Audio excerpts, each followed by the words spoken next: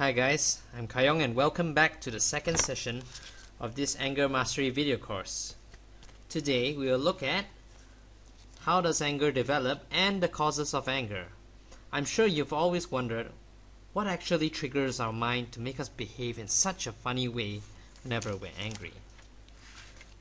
So right now I'm going to show you a simple but very important chart which holds the key to controlling anger. To summarize, when an event occurs, it triggers a thought in our mind.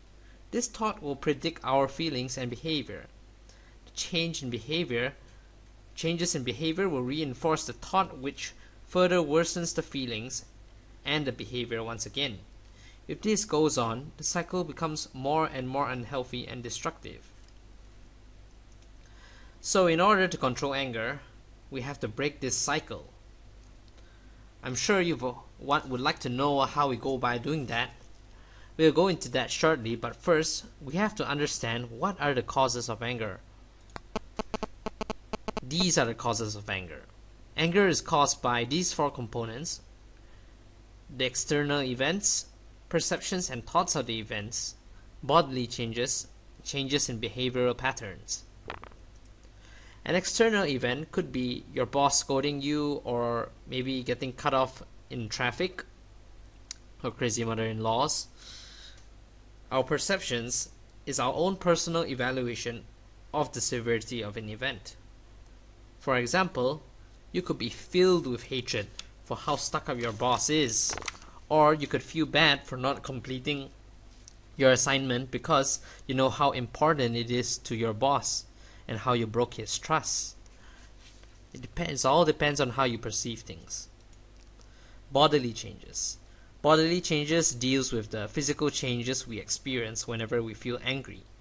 These changes could be changes such as increased heart rate, breathing rate, feeling hot and flush, headaches, bodily aches, and so forth.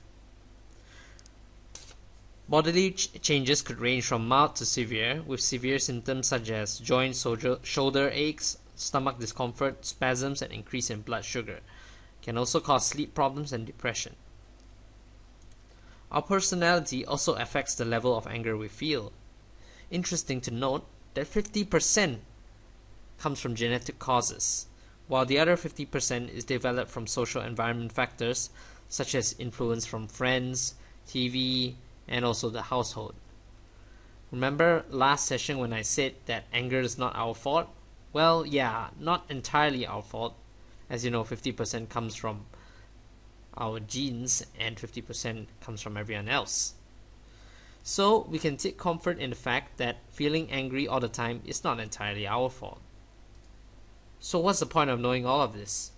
Well, by understanding how anger works, we can pinpoint and target our weaknesses and work on it. We can control our anger, so let's go right into the strategies for controlling anger right away in session number 3.